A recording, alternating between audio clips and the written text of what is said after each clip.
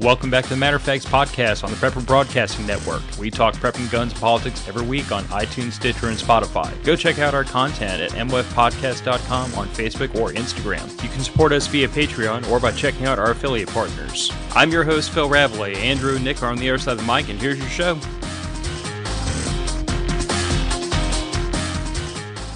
Welcome back to Matter of Facts podcast. I'm tired, he's energetic, and this is still the least professional podcast on the internet. I had coffee before dinner. This is a glass of Knob Creek and Dr. Pepper because it was just that kind of day at work today. Maker's Mark and Maker's Mark. That'll work. That'll work. It will. It's delicious. All right. I see a Jeff Jag, a KD5 PCK, Proud Texan, and Raggle Fraggle in the chat. Glad y'all could join us tonight, guys. I have to be better about acknowledging the people that are in the chat. I'm not great at admin work, but I'm trying to be better about it. Nope. And I will try not to distract you from it today. I mean, there's whiskey in the cup, so it's easier than usual. It is. It's kind of like picking on a special needs kid at this point, you know, trying to get me off track when I'm drinking. Yeah. It's like, I'm pretty much going to do that if you just leave me to my own devices, so I don't require much assistance. No, and it's always amusing either way. True. Anyway, if you'd like to promote bad decisions by becoming a patron, you should see that link in the show description. There's patrons in the chat, and they are partially responsible, maybe mostly responsible for the topic today, even though they didn't ask for it like last time. True. It is started because of the patron campout. Yes, although someone's going to point out that it was my idea, and I'll have to blame it on somebody else. Fair. Anyway, if you don't want to be a patron, you should still buy merch for the Vibes from the Southern Gals. That link is also in the show description. And one of these days, actually, maybe while we're up in Kentucky, it'd be a good idea to sit around and talk about shirt ideas. Yes. While we're inebriated. Yes. Much arm twisting has to happen to get that to happen. I mean, there is a brand new to be released tomorrow cask strength bourbon that I'm going to go pick up. It's like 152. Oh. Yeah, they call it Hazard or Hazmat. It looks really good. They should call it rocket fuel at that rate. We'll see. We'll see if they have any left by the time I get there, and if they do, I will bring some to the camp out. Much appreciated. We will give our honest, enthusiastic opinion of it. Mm-hmm. And last but not least, if you'd like to prevent war crimes with Disaster Coffee, code MOF at checkout, or you could not use the promo, pay full freight to support a small business, and I will probably harass you about not using the promo code. Unless you're using a subscription. Thank you. In which case, I will remind myself that that is not a thing. You cannot have discount plus discount because then you just wind up getting coffee at a loss, and businesses don't stay alive very long to do that. That's true. Yeah. Slight sidebar. We had a semi-emergency meeting of Disaster Coffee last weekend to talk about price increases and everything else, and you know, just cleaning up some stuff in the store. I was a little bit concerned about the price of the bunker beans. So for anybody that's ordering that doesn't order those, that's like, you know, the bags of green coffee beans on my back shelf back there. And I was a little concerned about the price. My concern is always, are we pricing ourselves out of the market? But after a peruse through our competitors, I was like, oh hell, we're still undercutting everybody. I don't feel bad now. Good. But I mean, it's a fair worry. It is, especially when you're dealing with other buyers that can buy in larger volumes. Sometimes they can get better pricing that way. Yeah.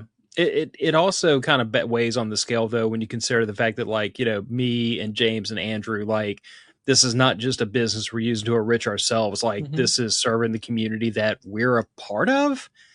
So we're always very cognizant of, like, striking the balance between business must stay solvent and give the customers the best possible deal that we can. Yeah, value to the dollar while still making the business functional. Because in reality, you can't serve the community at all as a business without the profitability.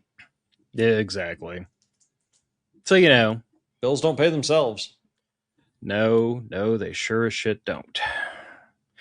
Anyway, to topic. So we are going to have a discussion today about firearms, gear, and ammo storage and transportation. Yeah. Mostly for two reasons. First of all, the annual MOF summer camp is coming up very shortly. Mm-hmm. We don't talk about it super often. The patrons are very well aware of it, except possibly for the newest ones. But it's an annual camping trip. Everybody's encouraged to bring their families. Like, this is the idea sprang out of how we all used to meet up at prepper camp. And after several years of that, we got to the point where we weren't even really attending classes that much. We were there mainly to hang out with everybody and see our friends. But because it was prepper camp, the families didn't really want to come live in a tent and, like, bum around with us at camp all day long. Mm-hmm. So that's when my wife and I got this idea in our heads, and Andrew and I talked about it back in the day. And like, the idea came out of, why don't we do the part of that we enjoy, the camping together, the seeing the sights together, the spending time together, but we do that someplace else where we don't have to have a schedule, we don't have to have classes, we don't have to make it all about preparedness. It can literally just be an extended family camping trip. And we can be more flexible with the location. Yes, we can be flexible with location. We usually try to put this like somewhere towards the middle of the country where everyone kind of has equal opportunity to make the trip. Like, we always wind up getting hosed all the way down here, and I'm not going to. That's fair though. For the summer, because it's godforsaken hot down here. Yeah. But it's just one of those things where like we can put it in a location where people can camp if they want to camp. They can do cabins if they want to do cabins. There's sites to see nearby. It's something for the whole family to encourage people to bring their spouses and their kids with them. And it's turned into this thing where literally, like, every summer, we all know we're going to get together and go find some place to invade. Yep. And it does kind of end up as an invasion, because last summer we bought out all but one of the cabins at the place we ended up. Yeah, I don't think our neighbors knew quite what to think of us. They were reasonably friendly. They were cool. I mean, their dogs were cute. I petted their dogs. But I mean, I will pet all the dogs. You will pet all the dogs. I will pet all the dogs. You bring a dog around, I'm going to pet your dog. Let's see here. I'm looking through the chat. Stuart, I've given up on harassing you about not using the promo code. You're incorrigible. But I mean, I'm overwhelmed. I'm happy that you're a repeat customer. Though, to be fair, I'm a repeat customer too. I mean, I get high on my own supply. It is a thing. Might as well. It's good coffee. KD5 PCK. I store my ammo in my gun, which is stored and transported on my belt. However, we're going to talk about what you do when you're carrying more gun and more ammo than you can fit on your belt. There is only so much ammo that will fit on my belt. Listen, if you can fit a friggin' 50 cal ammo can stuffed to the brim with bullets on your belt, you and I need to have a discussion. I need to see that. So when we went to the at the end of the shotgun class that I took with Trek and Andrew, they do the Rolling Thunder portion, which is for however long they feel like. Everyone's just shooting. Shoot until you're bored or empty. So I took and I put, what was it? I had 1, 2, 3, I had 6 shotgun cards, not including what was the 2 on the shotgun. And then I dumped 4 boxes in my dump pouch. That was fucking heavy. And I was wearing suspenders. It was rough. So wait, 5 boxes, 10 rounds a box? Yeah, I think so. No, they're 20 round boxes. They're so 100 rounds at what? In my dump pouch. At a half ounce each? No, they were number 7 3/4 ounce. It was a lot of weight. It was, buddy. You're not that big of a guy to have that much weight hanging off a belt either. I had suspenders on though. It was fine. Thank God. I know, right? You don't have enough butt to hold that belt up. I don't with a regular belt most of the time. If there wasn't the holster giving me the extra friction, my pants would fall off with a belt on. It's terrible. That's fair. I got a dime raggle out here. He said, "Ooh, you could tell them about the time I rolled my stuff in a blanket because it didn't have any rifle cases on hand." So Jesus. we've all done it. Well, but he and I met each other. It was actually one of the Cypress Survivalist events. Nice. it was supposed to be like a camping trip. No one else showed up except for me and my wife and my daughter. But Raggle came out to hang out with us for the morning and literally like brought me over by the back of his truck. Like what you expect to happen when Oh, yeah. you get walk out to the windowless van with the free ammo signs on the side of it. And he drops the tailgate, unrolls the blanket, and it's just a cornucopia of firepower and horsepower. Nice. It was beautiful. That's what you need to have. He does have some toys. I do have to admit. That's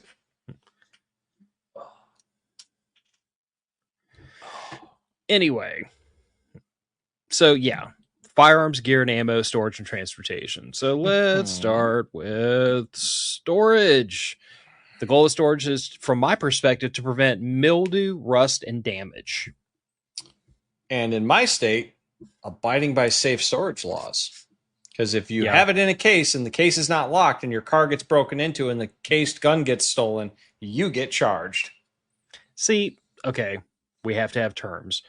I call storage like stationary storage. When the minute it goes in your vehicle, I call that transportation because it's moving places. Technically, it counts in your house too. If you just have it stuck in a unlocked case in your house, you get popped even though your doors were locked.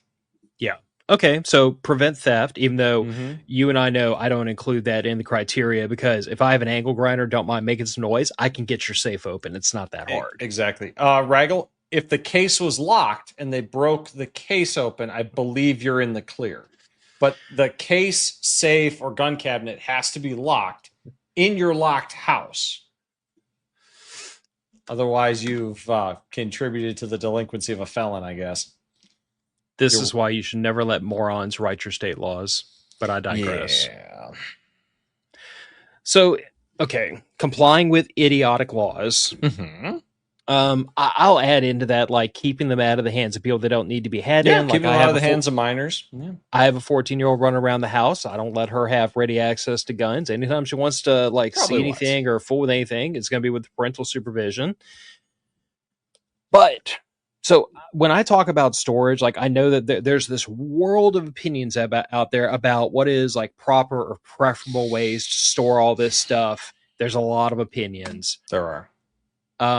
And there are a lot of correct answers, to be fair. There really are. And that's, I feel like that's kind of the point of view I want to take about a lot of this topic is like, there are many right answers. There might be some more right than others, but there are very few wrong answers. Yeah, but the wrong ones are really wrong. The wrong ones should be pretty obviously and horribly wrong. Mm-hmm. But like I said, I mean, I know that I have friends that have like full on like Liberty gun safes in their house. There are people that depend on like your more reasonably priced, like the little gun cabinets, I call them, because that's really what it is. It's a metal cabinet. You go get it from Academy. It comes flat packed and you build it. And I'll tell you, there's some flat pack safes that are incredibly durable. I mean, I'll be the first to say that my personal one of my storage items for years has been, bearing in mind that I used to do car audio work, right? Mm-hmm. So I had lots of 3/4 MDF just lying around all the time. I built myself a fairly large cabinet with stored racks and everything inside of it, specifically for firearms. And the hinges are on the inside of it. The hasp is largely concealed inside of it. It's got a padlock on the front of it. Like, could you get it open? Absolutely. Are you going to get it open without a serious fight? Absolutely not. It's going to put up a fight. Yeah, I mean, there's the old school, and everybody's seen them. The old school glass and brass cabinets. Mm-hmm. Nice hardwood cabinet, delaying your side, your coach gun, your side by side, your over under. Very pretty, very easy to break into. They are, considering it's a single pane of untempered glass. Yep. And probably a skeleton key lock that you've definitely lost. If my experience with those is anything to go by. Yeah. And other than those, let's see here. What have they? Oh, we already went through that. I hit that. KD5 PCK, I like to prevent rust, mildew, and damage to my wife as well. I'm not going to touch that with a 10-foot pole. I don't know why your wife would be rusting, and I'm not entirely sure I want to ask. It's a dry spray-on rust preventative. See, that's one thing about firearms, like I have never felt the need. And part of that could also be like I have a personal thing where if my firearms have sat dormant for too long, I like to like take a half a day, pop everything open, pull everything out, clean, inspect, field strip, put a patch through the barrel, like, just Yeah. kind of like give them a good once over, make sure there's nothing doing anything it shouldn't be doing, and then pack it all away. But I have always made a habit of leaving kind of a thin sheen of ballistol on everything. Not even like Yeah. wet, not beaded, but No, I literally know what you like mean. spray a little bit on a rag Mm-hmm. and then just wipe it down and then put it away just like that. And that thin sheen of ballistol has always been enough, at least for me, given that this stuff is all stored inside of a house Mm-hmm. in the most humid place on earth. Well, as long as you have some kind of protective film on it, it's probably going to be okay. Whatever you choose to use, whether it's Ballistol, I mean, Mold Shield's a tool and die thing. We get it by the case at work. So, I can get it pretty cheap. And I also keep machine tools here at home. So I keep a spray can of that stuff around. Mm-hmm. Anything that will put a rust preventative film on it is great, or vacuum seal them. Yeah. Now, insofar as like when you keep stuff in a safe, tell me the truth because I've never used it. Those little like the The little golden lights that rods. people, the gold rods, do those damn things work? Okay, so basically what it is it generates heat, and the Yeah. heat dries out the air and drives out Yeah. the moisture. Technically, yes, it can work if your gun safe is reasonably well sealed and you're not in a super humid environment. You know what I do? I run a Hmm. dehumidifier 24/7 365 set to drop my basement down to below 50% ambient humidity, and I've never had a rust issue in my safe, even though I don't put like a heavy coating of anything on most of my guns because most of them are in use. I do have an old single shot bolt action 22 that I keep around for teaching young people, for teaching children, because number one, it's a long gun. I can very easily see where that muzzle is going when I am training an Mm-hmm. 8-year-old or a 10-year-old. And number two, there's only one round in it ever because it's a single shot bolt action. It makes it very convenient for teaching people. That's a very good training aid. That one is coated in mold shield and heavily oiled. And that sits in the back of there because the next people I will probably need to train with firearms are one and not born yet. That's fair. Yeah. All right. And about the only other thing I can think of to chuck in here when we talk about like just what's the word I'm looking for here? Storage, non-mobile, Yeah. stationary storage. Okay. Stationary. That's the word I was looking for. That's fair. I've only gotten halfway through this yet. Finish it. Still have the powers of English. Good. But when we talk about stationary storage, like the only other thing I think about is like hidden storage. You know what I'm saying? Sure. Which kind of Security dovetails through in. obscurity. Yeah, kind of dovetails into the. I guess we'll rearrange these things because this is the thing Stuart asked for, which kind of fits between the two. Between. But like whether you subscribe to the idea of like wall safes or I know that they make hidden safes that like you replace like the mantle of your fireplace, like or bookcases, bookshelves, like there's a variety of things out there, whether we're talking about pre-built items or furniture or techniques, things you can build yourself DIY. Like I don't personally subscribe to the idea of like hidden safing every firearm you have personally. Just because when I look at terms of my own individual one-of-one experience, like the amount of money I have invested in the wall safe and the amount of money I have invested in like the whole friggin' case that I built, I can store 3 times as many firearms in that big old case, and it Sure. cost me less than half the money of the thing that hides the guns. So I look at it as if I had to have this form factor to store every firearm I own, it would take many times more money to hide them with this versus that, or versus like the $99 special, cabinet from Academy. I will say one thing about those hidden gun storage things. They're never that They're not hidden. that hidden. They're never that hidden. My uncle, when I was growing up, he had one of the really early generation ones that was like a floating shelf, and you slid the magnet across the top to unlatch it, and it would fold down, and in there was a revolver. Guess what we found when we were 12? That revolver.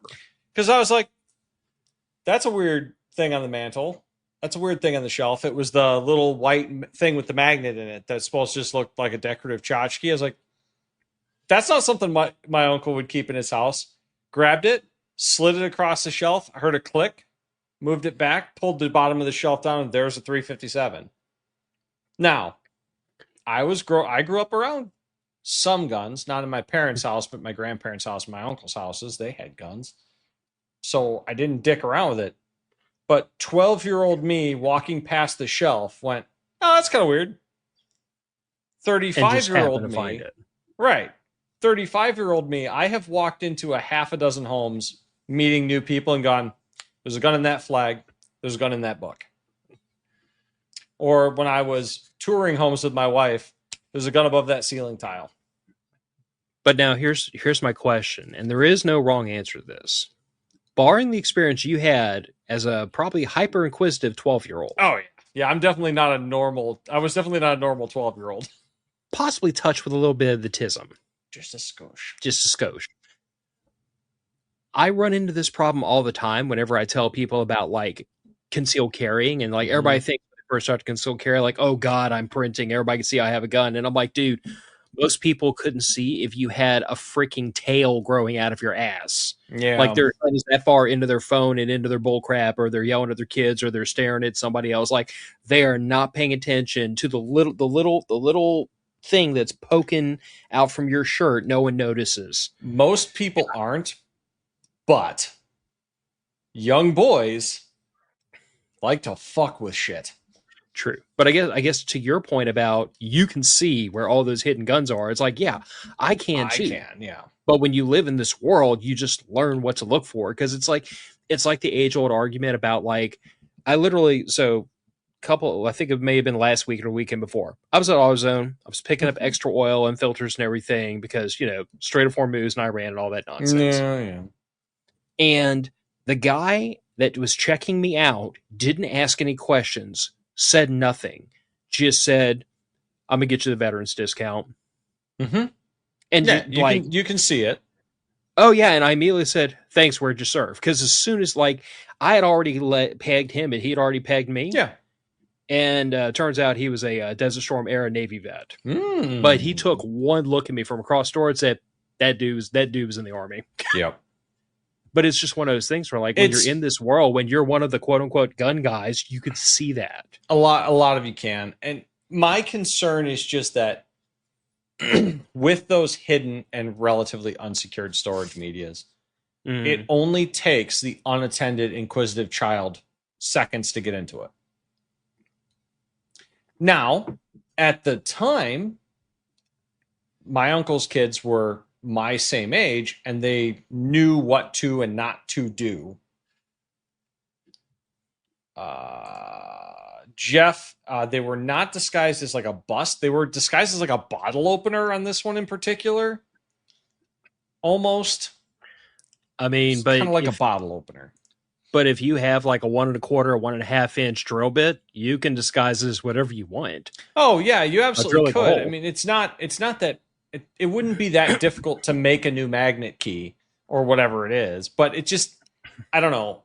Even as a child, those sorts of things stood out to me, and maybe that's because of how my brain's wired. But my worry about it is kids throw stuff. Yeah. Kids bump into stuff, kids pull on stuff. Those magnet locks are not that strong. I don't like unsecured, unattended guns around children. Totally understand. I also believe in that vein, though, of making sure that the children themselves are not unattended. Oh, I agree. You probably shouldn't have. I mean, like 12-year-olds unattended, probably fine. I mean, look, my kid's grown up around firearms. She's gotten the gun safety speech at least once a year since she was like 6. Yeah. And she knows where the firearms are in the house. She knows she's not permitted to have access to them without mom or dad around. Right. But to me, I mean, I totally understand and see your point, not arguing that. I do think that there is a balance point here. No, there is. Like supervise the children, and then the fact that they could theoretically get into the hidden safe. Is one thing. The other reason that I tend to like having at least one in the house is because that gives me an opportunity to put firearms where they are Yeah, easier to get to quicker than having to root around in the safe for that's fair. immediate home defense use. And that's And one reason why I'm looking to put a single long gun storage cabinet in the master closet refresh that we're doing.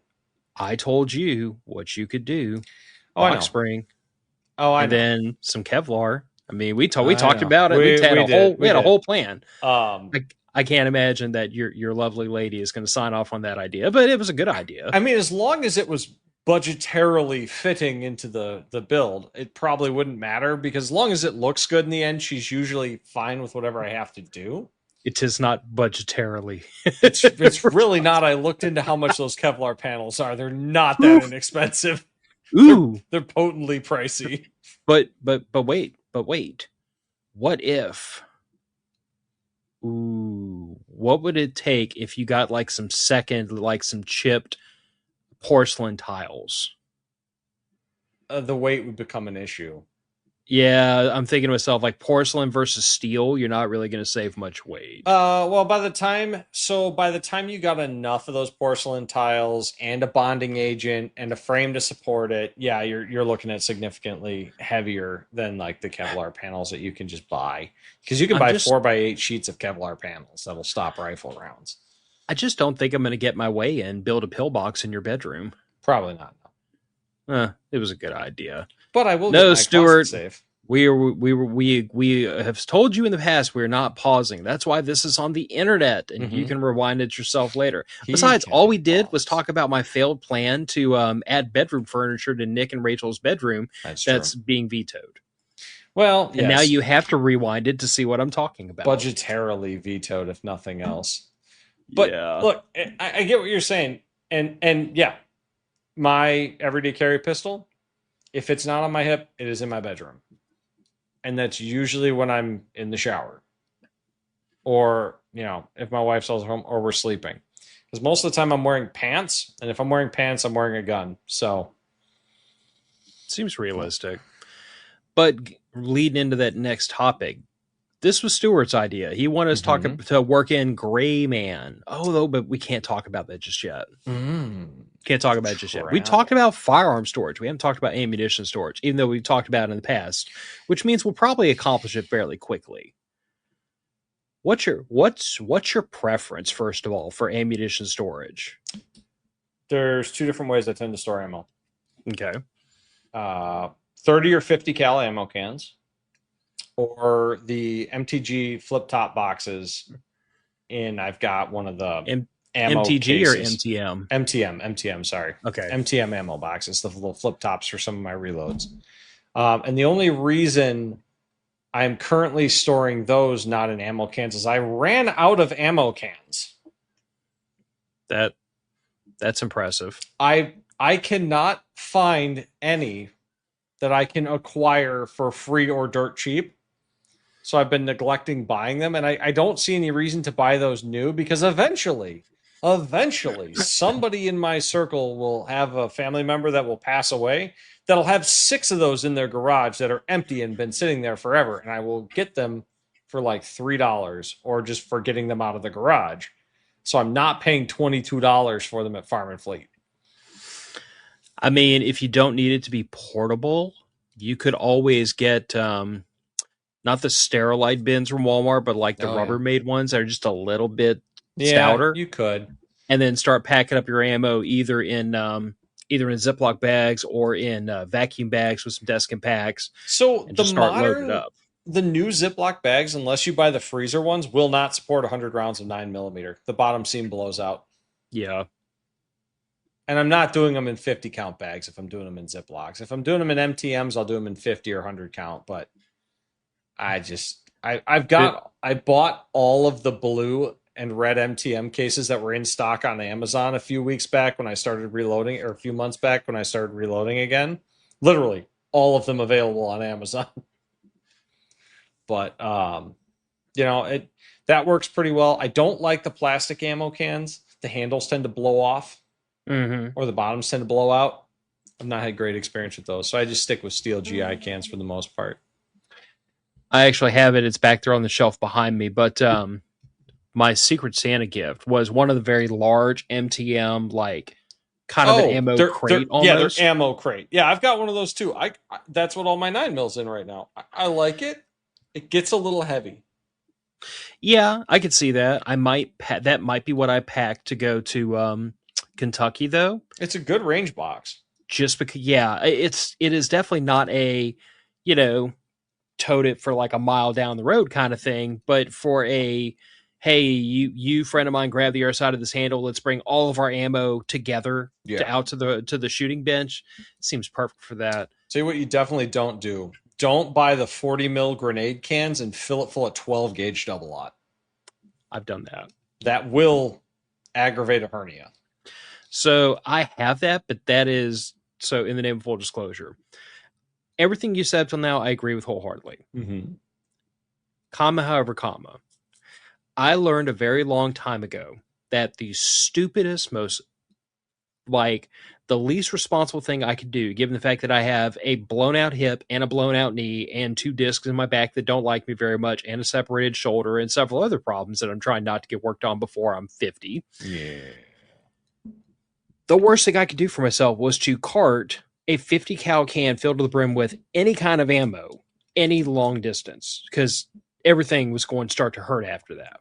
So what I've disciplined myself to do is that I use 50 cal cans and my 40 millimeter grenade can for stationary storage. In other words, Sure. like these things stay on the shelves, Yeah. Yeah. and then I Pull it have off the shelf, open it up, take the ammo out you need, go to the range.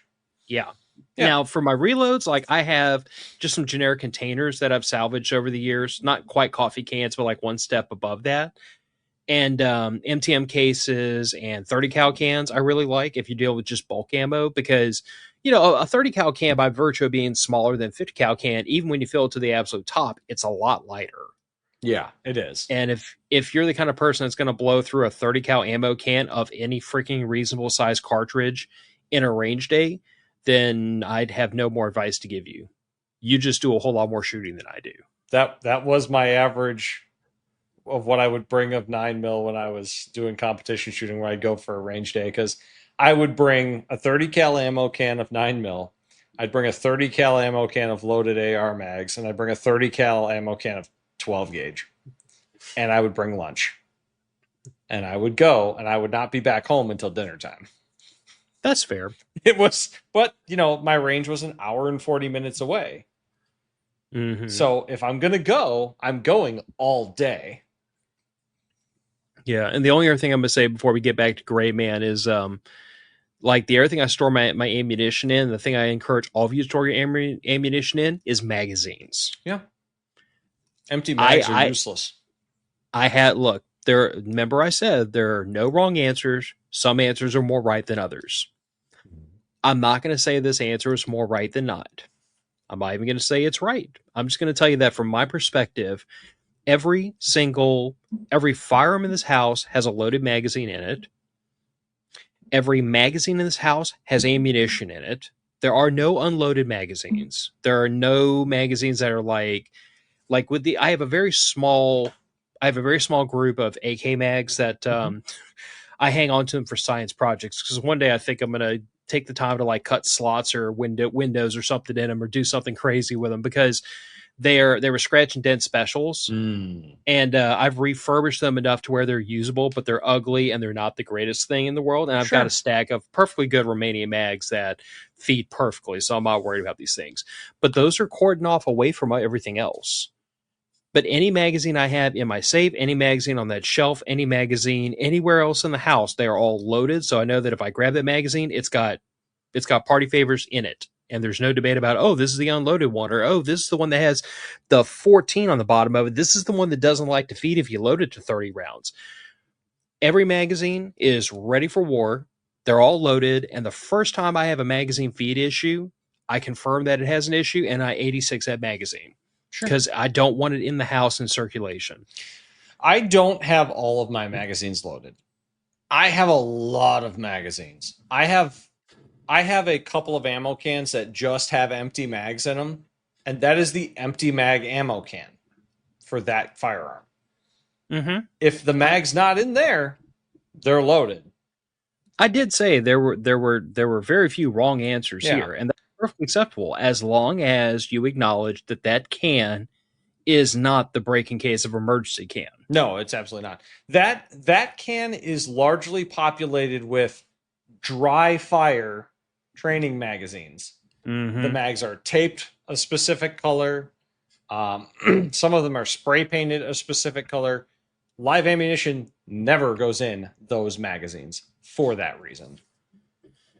Raggle asking if you not do spring replacement.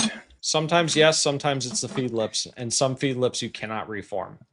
He might be referring to my comment earlier about when a magazine gives me problems, I ditch it. So Probably was.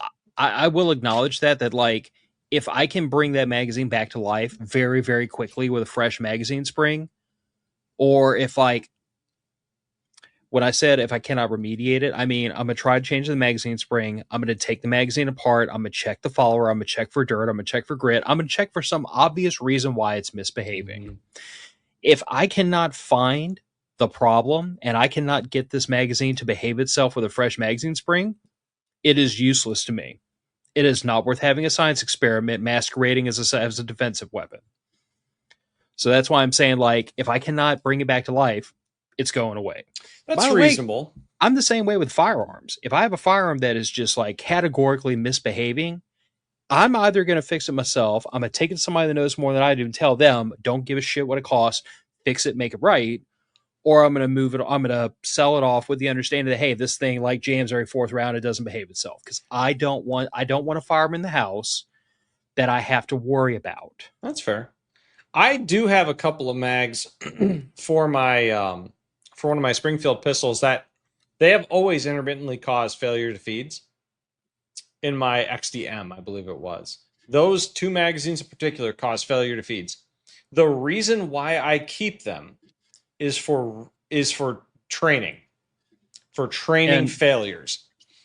And as long as you keep those things far, far away, oh yeah, from anything you would ever use defensively. It's like the dummy mags. Yeah. It's like my dry fire mags. They are explicitly set aside for a sole purpose, and that is training malfunctions. I'm sure it's probably a feed lip geometry issue. Could I correct it? Maybe. Is it a useful training aid to me, or was it a useful training aid to me when I was shooting a lot of IDPA? Yeah, it was, because I could train intermittent failures. And see, I go another way when I'm doing dry fire training, in that my magazines are the same magazines I use for defensive work. But what I do, and I've talked about this before on the show, like my thing is I get an empty coffee can, I download 100% of the ammunition out of all those magazines into a coffee can, and I leave that in my bedroom. Sure. I come here into my office where I do not have live ammunition in any of those magazines. There's some live ammo in the room, but like it's on a shelf in magazines that I'm not going to be like, hey, random magazine sticking in the gun I'm dry firing with. Like a little bit of common sense. As long as you have a system and you follow that system without exception, you're probably going to be fine. Yeah. So I don't have dedicated dry fire mags, but I have a dedicated, very explicit system of making sure that I don't wind up with surprises in the middle of my dry firing sessions. Yeah, surprise live fire in the middle of dry fire kind of kills the vibe. Yeah, I'd also have a very, very angry Sicilian lady on my hands, and she's a lot less cute when she's mad. I believe that.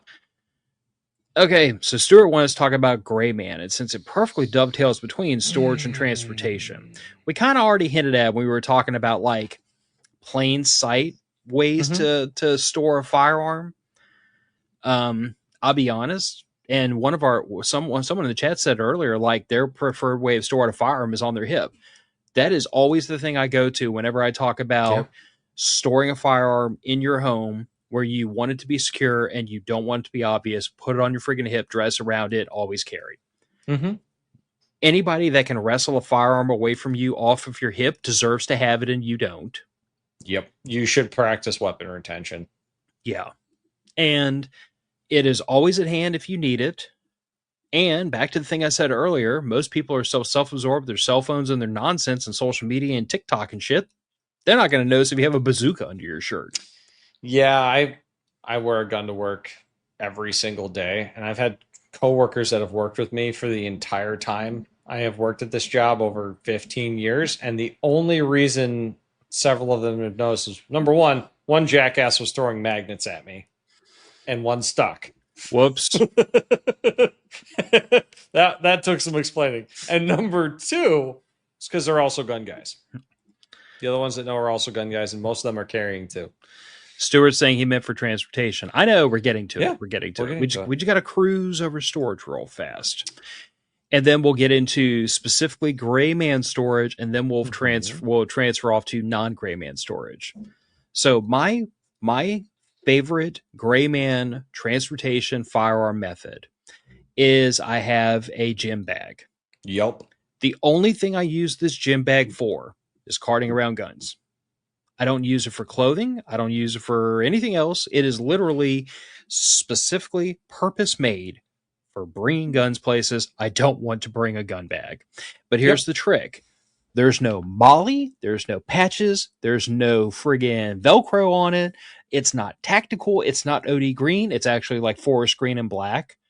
Mm-hmm. But like it literally looks like I bought it from Walmart, and that's the freaking appeal. It's just a regular non-script gin bag that happens to be fairly heavy duty, and it's got nice heavy duty, like nylon grit handles on it. But normally, what I do is I will have typically my CZ Scorpion, my Merce. So with that, I've got spare magazines for my gun or for my carry gun, spare magazines for the Scorpion. I've got the blowout kit in it. To that, I'll sometimes add like a couple of emergency rations, maybe some water, and it is my bag of like, this is the stuff I need to keep close at hand in case weird things start happening. Yeah, your hotel room bag. Exactly. And that's the thing. That's the biggest reason I got it years ago was because if it's sitting in the back of my wife's Jeep when we're on a trip and we have to open it up in public for any reason, it's not a friggin' like a rifle case or a rifle bag. It just blends in. It does. I have a hiking bag that is specifically purchased because it is long enough to put at the time I would travel with a broken down AR. Mm-hmm. I can't do that in this state anymore, so changes have to be made. Yeah. But a 50-liter hiking bag, when you're in a location, because most of the time when me and my wife travel, it's to places where we can go hiking, everybody is carrying a random colored hiking bag. Mm-hmm. Nobody notices. Nobody cares. Yes, if somebody smash and grabs into your car, are they going to grab the hiking bag because hiking gear is expensive and you can flip it for sale pretty cheap? Yep. But they would have grabbed the gun case too in that case. Yeah. It's really meant to just not attract extra attention. Yeah. And since you were talking about how you used to carry a broken down AR, like when we went to Michigan this past year, that's what I had in mind. Mm-hmm. Because, I was going a little bit further, a little bit longer than usual. So in this one gym bag, I had my Scorpion and the Merce and an AR-15 broken in half, wrapped up. I just wrapped it up in a couple of towels so that it didn't beat itself to death. Yeah. And a chest rig and I think 3 or 4 extra magazines. That's fair. So I'm sitting here on like, a mag in the gun, 3 more on the chest rig, 3 or 4 extra mags, and that's all in 5.56, and that's on top of the fact that I have a whole Scorpion plus all that. Mm-hmm. And this all fit into one gym bag. One heavy gym bag, but one gym bag that I was able to take from the back of the Jeep, put it on the floor of the bedroom, and no one had any earthly idea until I brought you in there to show. Another great one for that's hockey gear bags. That would actually attract way more attention than you would imagine around here. Down where you are, sure. Where there are several hockey leagues around me, there's 4 or 5 hockey leagues, and that's just the rec beer leagues. I see in the fall and winter when I'm going to the gas station, it is not uncommon to see 2 or 3 guys with hockey bags in the back of their truck just rolling around in the open bed of a pickup. And see, that's the funny thing around here. A rifle bag in the back of somebody's car or SUV really wouldn't Perfectly cock much normal. eyebrows. Nope. But around here, the police may, depending on your county, ask a question. And around here, like I don't have to worry about the police, obviously, but like my biggest worry is always that one random a-hole who does not respect your property. Yeah. And just on the offhand chance they just smash a window looking for something to snatch, hopefully their eyeballs won't latch onto the nondescript gym bag that's sitting there. Yeah, that's true because, okay, best case, it has some high-end gym gear in it. Best case. For the most part for gym bags. The other one I like is a halfway decent backpack. Yeah, get it, Look, dude. Get a JanSport. The next time you buy, JanSport's fine. I don't mean because they're anything great, but I mean because bags. they're nondescript. The interesting thing about that is I see more people today in my area wearing mollied out backpacks everywhere. Mm-hmm. Everywhere. Everybody at my local game store, if it's not a Hello Kitty or other like anime themed backpack, and even some of those have Molly on them now, it's a Molly covered 511 bag. But a Hello 511 Kitty style. But a Hello Kitty bag would definitely fly under the radar. If you saw me wearing a Hello Kitty bag, the first thing going through your head is there's a gun in that bag. No, first thing why else would I have one? First thing I would think of is weeb. Maybe. I'm about the furthest thing from a fucking weeb, though. Hey, easy now. I've been an anime head for friggin' like 3 decades. I like now. Anime too, but there's a difference between liking well-made media and being a fucking weeb. Oh, it's a guilty pleasure though. That's fair. I mean, every now and then you just have to squeal like a girl while watching Sailor Moon. And there it is. All of those bags are well and good as long as you don't get out of the vehicle with a giant Glocks or shall not be infringed sticker, Blue Lives Matter sticker. It's a very excellent point, KD5PCK. Let me introduce y'all to a term that is not unique to the military, but that's where I first got introduced to it. Something being sterile. Mm-hmm. Other than the fact that it's a Toyota Tacoma with a soft topper on the back of it, which in most circles just means I'm into overlanding or hiking or camping. Mm-hmm. But there's not a single bumper sticker, not a window sticker, not a license plate frame, nothing on my truck to indicate the types of things that might be stored in it. And I encourage all of you knuckleheads out there, you have the right to do whatever you want. I'm not debating that. But I don't like to advertise to the person behind me, especially given the current political climate of 2026, what I may or may not be into that they might be having a bad enough day to want to do me physical violence over. Look, the element of surprise when it comes to self-defense is probably your best tool. Yeah. And if I look, you guys have all seen the truck that we're talking about. It's got a rammer bar, probably on the front. It may have an upgraded heavy bumper on the rear. It's got Punisher skulls or old military unit insignias or Calvin pissing on the Glock logo or all that other stupid shit. Carried by 6 instead of judged by 12 or something like that. Yeah, any of those things. No offense to those of you that like to fly your political flag, but if you've got RNC stickers on your car, if you've got DNC stickers on your car, if you've got the coexist, but it's made out of different gun logos. Mm-hmm. All right, look, if I'm looking for a free gun, and if I'm already planning on doing a felony, I might as well steal your gun to do it with. And let me just head one thing off the pass. There is somebody out there who's going to puff their chest out and Billy Badass and be like, "Oh, I dare them." Well, guess what? Every now and then, you park your car in a parking lot and leave it unattended, sometimes for hours at a time. Mm-hmm. I would rather not come back to my vehicle with multiple broken windows and everything taken out of it because I advertise that I have easily sold and pawned things in my vehicle while it's left unattended for hours on end. And that goes for tool logos, tradie logos.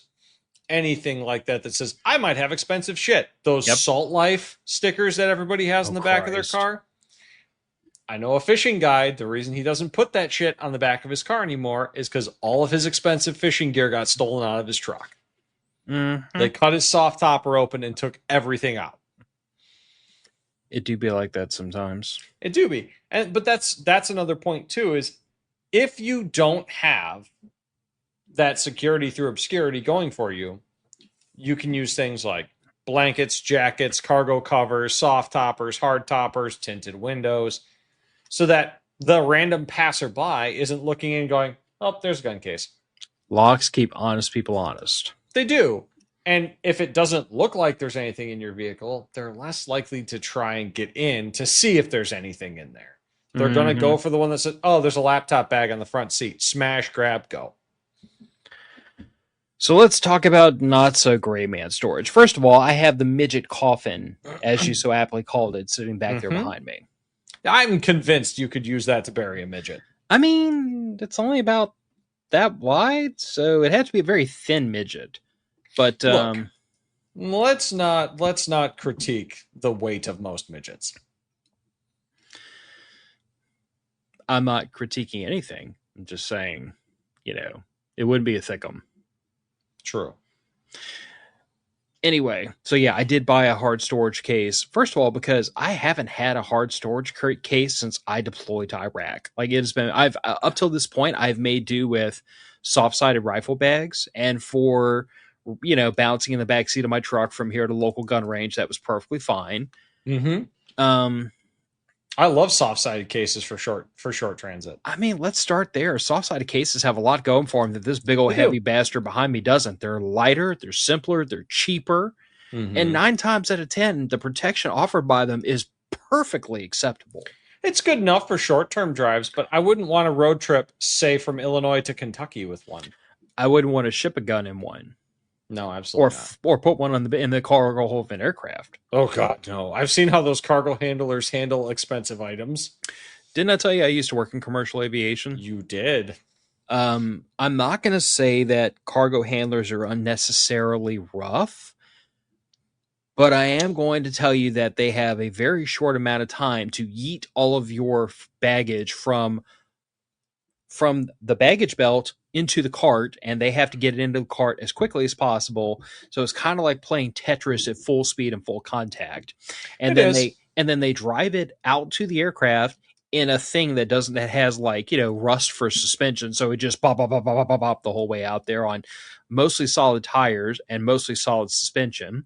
And Mm-hmm. then they get out to the aircraft and they have another belt that they have to just chuck it onto as fast as possible to get it up into the belly of the aircraft. And they take it from there and they throw it to the back of the belly and they have to stack it up. It is not a gentle process. If you have things like Fabergé eggs or the Queen's jewelry or something crazy like that, that is carry-on stuff. That is not Yeah. yeet into the belly of the aircraft stuff. Your guns, unless they're a lot less precious to you, are not yeet into the belly of the aircraft guns without industrial grade protection. Yeah. I mean, Raggle's saying he even had his Pelican case damaged by flight handlers. That Look, is some enthusiastic rough handling. that's what I was gonna say. I've got a couple Pelican cases for smaller stuff, and goddamn, dude, that's brutal. Yeah. I mean, that's weapons grade neglectful handling right there. Mm-hmm. Yeah, that is some serious roughhousing with the equipment. KD5 KD5 PCK. I yell at my wife all the time about leaving her purse inside in her car when she parks and doesn't take it with her. That, no offense to your wife, but that is begging for a smash and grab. And all I can Yeah, tell you, bud, is that if that day ever comes, boy, you better swallow that I told you so. Yeah, that would be a fight. That's where the That would fight be started. Starting a fight. Yeah, I'm not even going to start the fight for you because then you'll have to fight me to defend her honor. Like, it will be some shit. Yeah. You might just need to leave Yeah. that one alone. I have largely always had, I have some cheap, like the Plano hardside cases you pick up at the local hardware store, because when I was first getting into guns, that's what they had for sale at the local hardware store. And I Mm-hmm. was like, I went to my gun dealer and they're like, okay, you got to have a case to take this home. And I'm like, fuck. All right, where's got one for sale? He's like, Farm and Fleet, 5 minutes that way. All right. Go to Farm and Fleet, pick it up, come back, put the gun in the case, put it in my truck. Good to go. But Not to mention, like, I didn't if know any better. I don't want to cast any aspersions, but I'm going to guess that when you first started out getting into guns, it would not have made a tremendous amount of sense to spend $400 on a case to bring home whatever gun you were bringing home. It was a Remington American or Remington Axis. It was the cheapest Remington bolt action with no scope on it yet. So no. That's not an American. That's a Ruger, and it's not an Axis. That's a Savage. Oh, well, it was the dirt cheap Remington that was made in like the mid 2000s. Not a 700. It was like 200. No, it was not. Oh, it was like God, $230. So spending $400 on a Pelican case would have been a little bit. Oh God, no! I spent $14 on that Plano case, and I was like, God damn, it's $14. I guess that was the point I was trying to make. Like, I got this thing, which we can talk about maybe on another show, maybe the end of this show if you really want to. But I mean, I haven't even used it yet. You got to get some use out of it, I think, before we deep dive. Well, I mean, that's what's going to be carting shit up to Kentucky. So we're going to get some use out of it for that. Raggle dimed you out. Forgot to ask during the firearm storage portion, what's your take on the Magpul modular inserts they make for Pelicans and Planos? The DACA inserts. Let's star that for just a minute. Mm-hmm. In generality. So I, like we were saying earlier, I got a hard case because I'm going to be throwing this stuff probably underneath a whole bunch of other luggage and driving it 9 hours away from home. And I think that merits a little bit more protection than what a soft-sided bag would give me. Also, because due to the size limitation of the particular soft-sided bag I have, it is really at its happiest with just my bolt action or tight fit 2 ARs. It's a twin rifle bag. It's got a divider in the middle. Yeah. It is really, really, really grumpy when you stick a 42-inch long bolt action on one side and a full-size AR with an A2 stock and an 18-inch barrel on the other side. That thing, those zippers were threatening to do violence. Yeah, it's not so good. I needed something that could comfortably swallow 2 rifles plus some accoutrements. Mm-hmm. And I also want something that would be enough protection that I wasn't going to have concerns about this stuff getting damaged for a long road trip. Right. So to Raggle's point, what I wound up getting was this Magpul R44, which is basically Magpul's case plus their DACA insert. Mm-hmm. I don't have any experience with it yet, other than having taken it out and basically shoved it over there. I was going to actually take it to the gun range this weekend, but I don't yet know if that's going to happen. That's contingent upon adult things. Yeah. But I will say that my particular reasons for getting this versus, because with your hard cases, with your soft cases, what you're really depending on is just the padding of the case to kind of protect things. Or in the case of little range bags, you can get these little inserts into the range bag that your gun goes in. So there's 2 layers of padding. So the one thing I'm going to correct Stuart on, because he's saying if your rifle is in a soft case and can't get luggage piled on top of it, it's a toy, not a serious rifle. Except for 2 things. It's not necessarily that I am concerned about putting something on top of it destroying the rifle, because I'm not. Mm-hmm. I'm not even super concerned about destroying the optic, because I'm pretty sure I'm not even concerned about it shifting my zero. Not really. But that is my concern, because on just one of my weapons, I've got a red dot and a laser box, and they're both zeroed. I could see that potentially being a concern. It's also a little bit like the cost investment in it, because your laser box is not cheap. I mean, it is a cheap one. It's already $800. Well, you get what I'm saying. The laser box is twice the cost of your case. Yeah. So So at a certain point, because of the value of the items you're putting into it, you do kind of want to spring for a better protection case just in case. I mean, long road trips, what happens if you get in a rollover vehicle incident? I mean, if I get in a rollover, I have a whole different set of problems I'm concerned about Well, before I you worry about definitely losing zero. do, but it would still be nice to not have all your shit broken But yeah, my or scattered across the highway. my bigger concern is not necessarily that like the items inside the case would be completely destroyed to the point of unusability, but it'd be more the fact that like I would really like for my zero not to shift on any of my stuff when I go out to the range, because zeros that constantly wander every time you take your gun to and from a place concerns me for one reason only. If the zero wanders on the way of the range, guess what it's going to do on the way home? Could wander again. And if the zero wanders on the gun on the way from the range back to the house, then the work I just did to re-zero it has been undone, which means the next time that rifle has to come out and act in home defense role, it's not going to put bullets where I want it to. I want nothing to do with any of that. And I understand Stuart's point. If a little tap on the scope causes it to lose zero, the scope is probably the problem. True. But I am not willing to play with. I'm not willing to play with the potential for something to shift or move in storage and squash a gun and cause a scope to move, or even cause a scope to like twist slightly in its mount. Mm-hmm. It's just not worth it. You grumpy old fart. If it shifts like that, the optic is the problem. I hear what you're saying, but yes. I also believe in weird things happening, and I'd rather just not tempt fate. Look, it is insignificant insurance is really what it is. It's just added protection. Perfect analogy. You and I have had this conversation about how I used to race cars years ago, right? Mm-hmm. Okay. My particular brand of automotive masochism and excitement was autocrossing and road racing. So I never did drag racing in a straight line. I did things where you had to drive around corners. And if you do rally racing sort of thing. And if you do things really, really, really wrong, then that car tends to want to go upside down. It does. I was racing a Mazda Miata that has no roof. So I had a roll bar in the car for obvious reasons. But Miatas are not well known for taking rollovers well anyway. But if I was a good enough driver that I don't need the roll bar, I still felt better having it.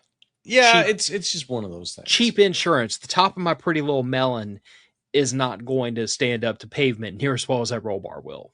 Mm-hmm. Plus, the soft cases, while convenient, if you happen to be passing through a state that requires locks on your cases, some soft-sided cases are disqualified immediately.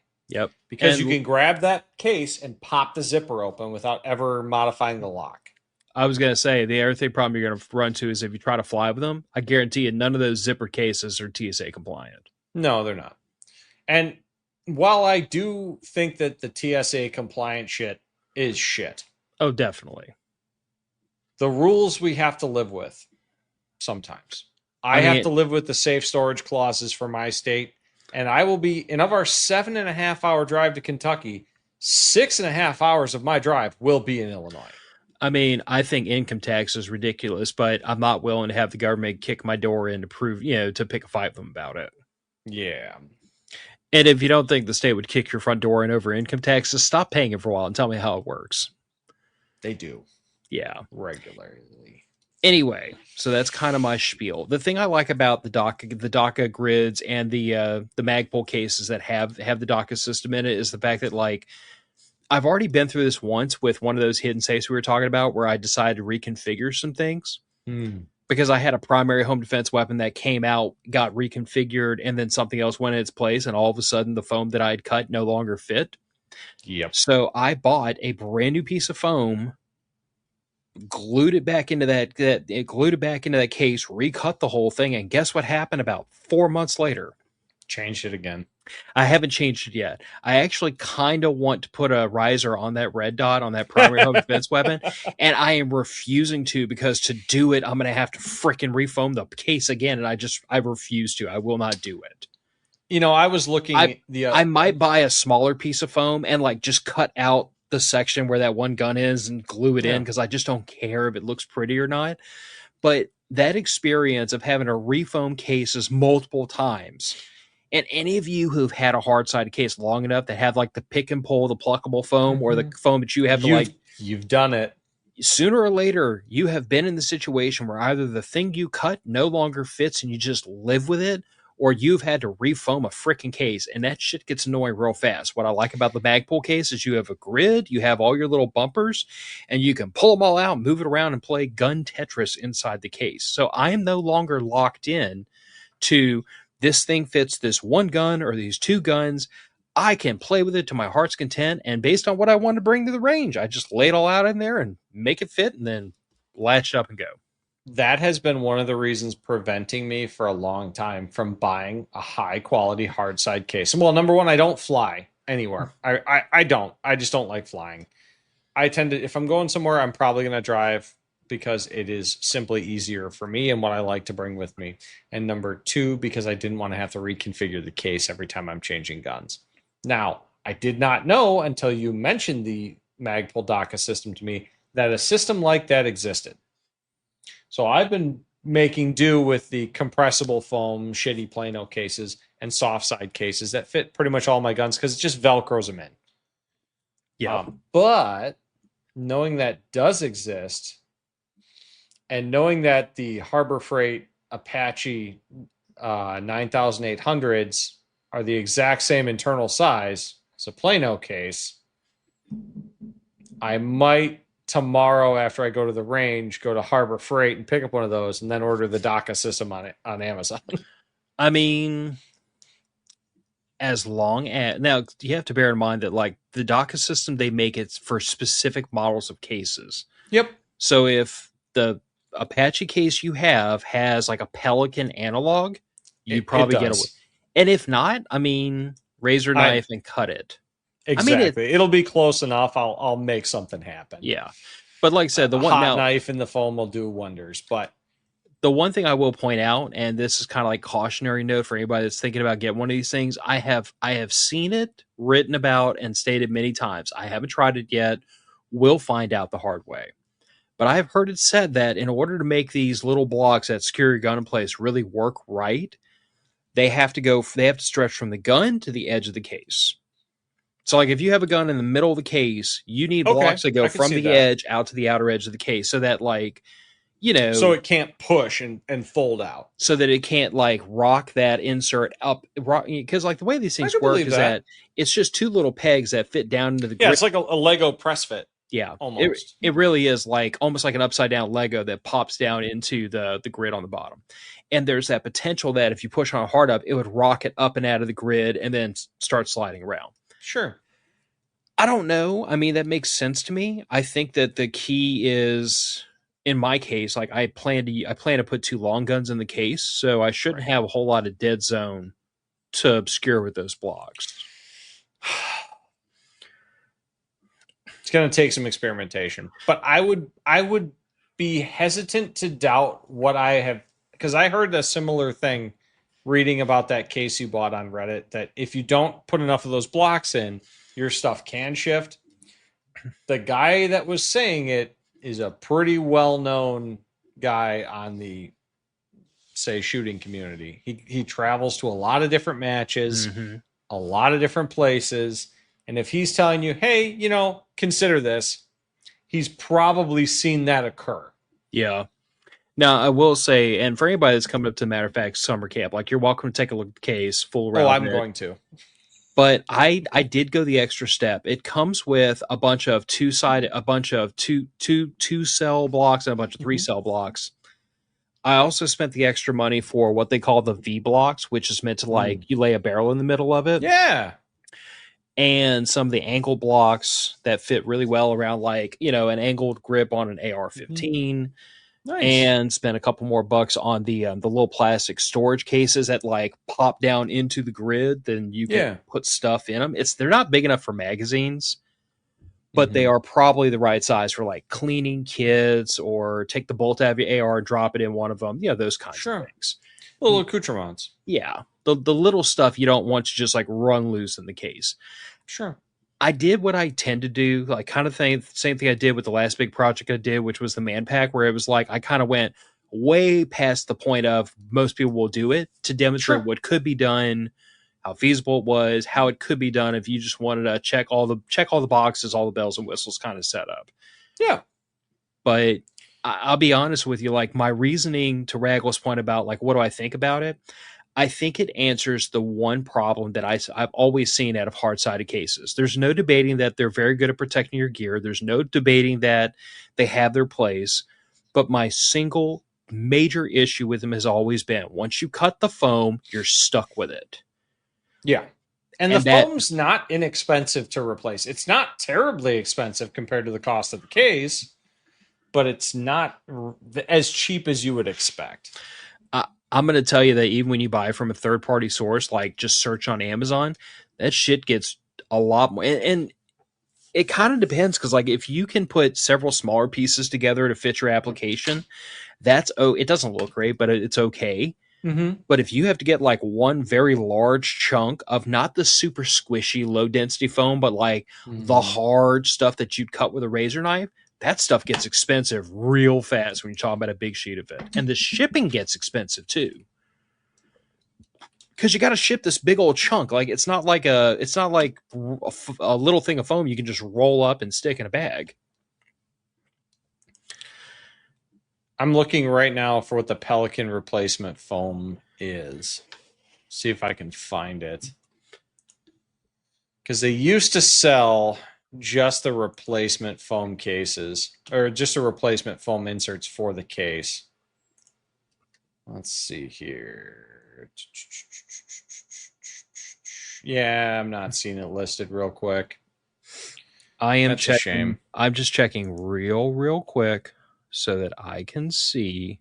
I mean, Uline has the replacement foam for the 1750 case at $131 for the foam set. No, the last time I had to replace foam in my one of my hidden safes, it was 1.5 inch polyethylene foam. It was $50 before shipping. I believe that. And it was for a 54 by 16 inch piece. And as I recall, I had to actually cut it because it wasn't the right dimensions, but it was the right square footage. So like I was able to get this one chunk and then like cut a chunk off the end and then, like glue it in there, make it work. Yeah. But now imagine every single time you want to change the every time you want to change the setup of like a particular case, you got to friggin' whack $50 out to friggin' go and refoam it. Yeah, unfortunately, it's not terribly inexpensive. No. Or you can just do what I do and live with the compression foam. And the compression foam has hard cases for a long time. The compression foam has a place. My concern is like it doesn't give you anywhere near the same level of protection as like that hard, that non-compressing polyethylene foam would. Sure. Or in this case, you've got the grid, which is there to like stabilize the firearm, and then you have compressible foam on the top that is largely uncompressed. Yep. So it's there to provide some shock value or some shock resistance to the firearm. Yeah, there's a lot of ways to do it. I mean, I never had a range bag until extremely recently. I've always just tossed all my shit in a backpack or duffel bag and gone to the range. But I recently bought, I don't remember exactly what model it is, but Savior makes it.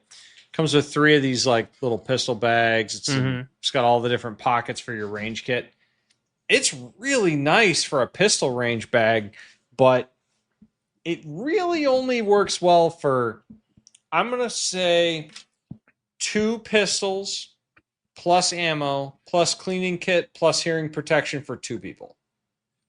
I will agree with that, and that's why like over the years I've gone through this iteration of like soft-sided range bag, and then I got literally like what I ended up calling my go-to range bag, but it's only really big enough for like some ammo and a pistol and some ear pro. And then I got a larger hard-sided case, which is compressible foam, but it's got multiple trays in it, so that you could fit like 3, 4 handguns in it. And that's what I'd take if I was bringing a bunch of handguns. And then if I was bringing like a couple of rifles, I had my big twin rifle case. I've Mm-hmm. gotten to the point where I have over the years continued to add to my collection of crap to carry guns around, Mm-hmm. just because not all of these things fit all uses, True. but they all fit a use. Mm-hmm. So, Agreed. okay. Was there anything else to toss in here? Transporting firearms. We didn't really talk about transporting ammo, but we kind of did earlier when we talked about like have reasonably sized ammo cans. Please, for the love of Christ, don't bring a 40 millimeter grenade can full of ammo to the range. Your friends will hate you. You know what's a thing that I've started to see on people's gun cases now Hmm. that I really like? All right, for one on these pistol cases, they've got these little right-on Velcro things that you can rip off for your different guns. Mm-hmm. I've noticed a lot of people either putting a sticker on one end of their hard cases or an arrow on one end of their hard cases, muzzle direction. Fucking love that. Because then when you go up to the line, like, oh, arrow's that way. Flip it around. Open up your case. Firearm's always pointed in a safe direction. Yeah, I screw that all up because because in order to make two rifles fit in my rifle case, they have to be crisscrossed. I get it. It's a limitation of the storage media, but if you have the option like these little removable inserts, a single rifle case, put some sort of designator on that to you says muzzle is pointed that way. Oh, two other things we can insert here in transportation. Go for it. I wouldn't say so much of a if you're like flying with your gun or if you're keeping it in your vehicle, but specific to if you're going to the range. First of all, anytime you are transporting a firearm and it is not literally on your hip or in your hands ready for use, it should be unloaded. Yes. Can I get a hallelujah amen? Yeah. Range officers get really pissy when you show up to their place of business with a loaded firearm. I cannot tell you. So I worked a couple of years at my range. We did a deer rifle sight-in day. We had a barrel that was the clearing barrel. It was buried in the side of the hill, and before they could, they had to uncase their firearm, put the barrel in there, clear the gun, and then pull the trigger to ensure that the rifle was clear before they went walking up to the line with that rifle. How many bangs every day? We did it 2 weekends, 2 Saturdays, and I worked that twice. No less than 3 people had a round clack off after they cleared the gun. So in other words, they had some in the magazine, and when they ran the handle backwards and forwards, they loaded one. Yup. Dumbasses. They ran the bolt and ran the bolt and ran the bolt. Well, it was a 3-round magazine. And they would show up with these high-powered rifles loaded. They'd been driving around with them. Now, is the gun going to go off on its own? No. These were people that claimed to be experienced hunters, claimed to be experienced firearms owners. Claimed that their gun was cleared. If it's a Remington 700, maybe? Look, yes, can a gun malfunction? Can it go off on its own? Yeah, potentially. Potentially. If it's a SIG, if it's a shitty made Remington 700, if Bobo went in there with some files and didn't know what he was doing, could. Far too many times did we get a bang when we should have got a click. Mm-hmm. I mean, I'd argue with any of that. There's a reason why we had the clearing barrel. The other thing I'm going to offer, and I'm going to say this kind of tongue in cheek, because my gun range recently mandated this, and I thought it was the most, like, it personally offends me because it just annoys me. But given some of the horrendous gun handling I've seen at this range, I'm not fighting them about it too much. Chamber flags. I'm going to tell you that for a public range, chamber flags are not a bad idea. Or when you're teaching a brand new shooter, the level of like peace you can feel when you open that gun up and you put that chamber flag in there, so that you know at a glance that gun is definitely 100% not loaded before you go to the other side of a firing line and leave the newbie back there with the freaking gun so that you know 200% it was definitely not loaded. There was definitely not a Mm-hmm. round in the magazine. There definitely cannot be a round in the chamber because it's got to go through the chamber flag to get into the chamber. Just consider it. Yeah. I've always made the rule of newbie comes with. I've Until always you done, prove to me that you can be safe at the range, you come with me down range. I would enforce that except when it was like my 8-year-old daughter. That's fair. Although, frankly, my 8-year-old daughter has had better gun handling sense than like I most mean, adults I've run across. most of the newbies I'm teaching were people that were my age, a little bit younger, a little bit older, within a couple of years of me. I There were some stupid things that I saw, but I always made sure, newbie, you're going to be downrange too, because I don't trust you to not fuck around with stuff until I've Mm-hmm. shot with you a few times. Yeah, and Raggle Fraggle was saying weed eater string. Not a bad option. If you can get like white zip ties, like the big ones, those Mm-hmm. work really well in a pinch. They do, especially if you're putting your pistol in, like, say, like my M&P came in a hard side case from Springfield. Uh, Full size chamber flags, you can't put the gun back in the case. Mm, The action is open too far for it to fit in their foam cutout. So I actually do like the zip ties for that. yeah, or you're in a situation like I'm in with my bolt action, where like in order to make that chamber flag fit in there and not have the bolt handle at this weird friggin' angle where it's getting pressed against the side of the bag, I just pull the bolt handle completely out of the Yeah, gun pull the bolt out. and just stick Gun it. can't go off with the bolt out. Well, but I still have to have the chamber flag to Mm-hmm. appease the range officer. But I Fair just enough. pull the bolt out completely so that it's not just hanging there wide open. It's not as big of an issue with my AR because I can just ride the bolt forward and let it rest on the chamber Yeah. flag. But you're right, for some of those, or how about this for a lever action? You Yeah, lever action, that can absolutely be do kind of an not want issue. that lever action just halfway open, halfway closed, just sitting there. That's just an invitation for something really bad to happen. Yeah, they can be quite prone to random shit getting in the action at that point. Yeah. So I mean, as much as I totally believe that like this fetishistic nonsense about must have chamber flags is a little bit stupid when what we really should be doing is demanding smarter shooters. Mm. I'll give ground on it. One thing I will say, that A300 eats chamber flags. The bolt return is aggressive if you do not ride it forward. It will just It's shear chamber flags off. I will I've agree lost that two. the that Beretta is enthusiastic about sending that bolt home if The you bang round that will go into the chamber. Hoya.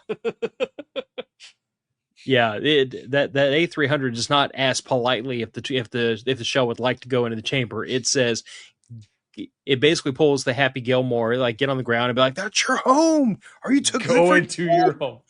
I've actually been curious. I have a bunch of old paper cartridges for 12 gauge. I want to see if they feed reliably in the 300, given its aggressive feeding. I mean, dude, I'll be honest with you. I'd be on board to see that too, but like, I'd be shocked if it didn't because so far that A300, I mean, dude, it eats like a fat kid at an all-you-can-eat buffet. Ounce and an It eighth does not care. slugs, half-ounce target loads. Doesn't seem to care. Nope. I've run everything from 1 ounce slugs all the way down to literal birdshot, and it just Yeah. it does not care. It's like It just goes. nope. It literally just goes nom nom nom more. Yeah. Okay. Including chamber flags. Including chamber flags.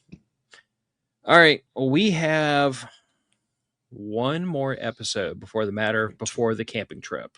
We will probably be skipping that week. You will get that when we get back. The week of the camping trip, yes, definitely gonna skip it. I've already had somebody ask about what day we're going to record because it is traditional that we record an episode. Wednesday.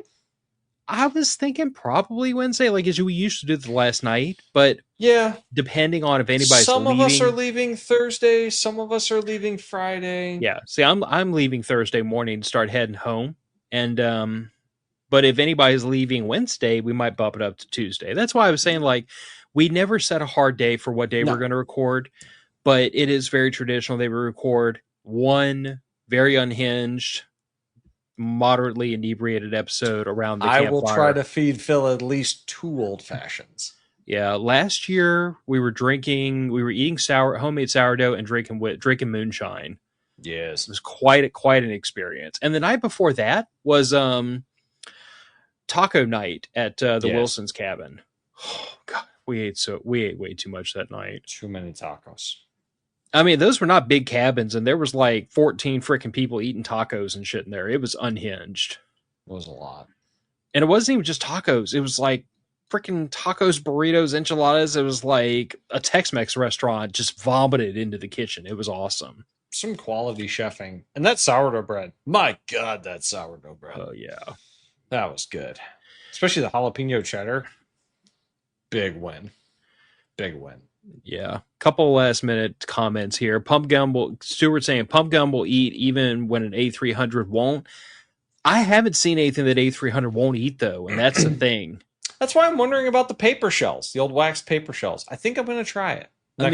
Maybe not tomorrow when I get out to the range, but maybe the time after that, I'll try and throw 100 rounds of paper shells through my A300. I mean, the thing of it is that it's kind of like fighting an old man at that point. Like, if it doesn't run, it's like, okay, it was old wax cover paper shells. Who cares?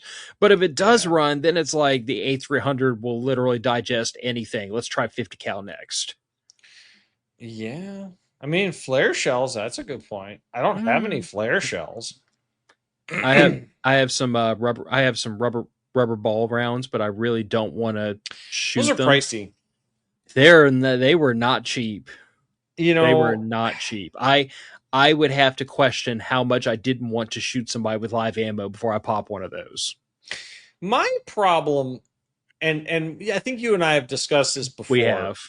If I'm shooting you, it's no longer a less lethal option. You crossed that line a long time ago, and I've made my peace with shooting you. The one exception to that I've always cooked this off, and I've always gotten everybody in the room to agree, like, this is that narrow edge case. Mm-hmm. What if it was a dearly beloved family member who was having a psychiatric episode? Not violent through no fault. Like, they're unhinged, they're violent, but they're not being maliciously violent. They're having a psychiatric episode because they're not talking about drug addiction or anything crazy. This is a person who, like, you need to stop them, but you would really rather not have to plan a funeral.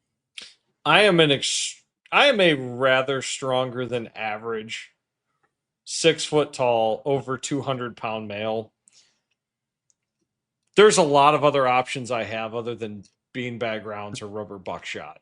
But that is one narrow edge case example of when you might need to stop somebody from doing something you don't want them to do, but you really don't want to cook them.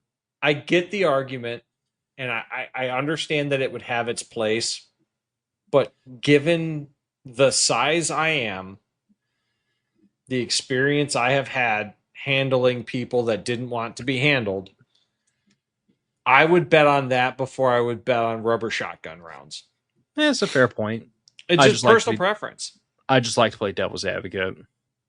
Yeah. I don't know that I would want to try. Having seen people in police encounter videos shrug off those rubber rounds. And I've also seen it the other way where, like, those damn things hurt. Oh, yeah. Yeah, like, I'm sure they do. Not just painful hurt, but, like, potentially, like, hospitalized. Like crippling hospital visit hurt. Sure. And I've also been pepper sprayed and tased because when drunk frat guys find out a girl has a taser in her purse, everybody's getting tased. Yeah. It wasn't as big of a deal as it seems to be. Stuart saying disagree, better options. I'll also say that I have a box of breaching rounds for absolutely no rational reason other than me too. Sometimes when you get a chance to buy the stuff, you just put it away for a rainy day. Guy that comments makes an excellent point. Rubber rounds work great in teams. Yeah, they work really great. I'm not operating in a team. They work really great when there's someone else next to you that doesn't have rubber bullets in their gun, just in case yours don't work. Tasers and pepper spray also work very well in team settings. I'm not operating in a team setting. Sorry, guys. Yep. All right. Let's go ahead and roll this one out the door. We will see you next Thursday for the last episode before summer camp. I have no earthly idea what we'll talk about. I mean, I could always figure it out by Tuesday. I could always look through the list. I will maybe have a shitload of random dope data for various 22 loads going back to the 70s. We'll have to see how bored my wife gets at the range if I get through it all. I'm sure we could tism about that for 45 minutes to an hour. We might be able to. All right. Well, heading out the door, Matter of Facts podcast is going for another week. Good night, everybody. See you on Thursday, and either stay out of trouble or be really good at explain your way out of it. Talk to you later. Bye. Good night.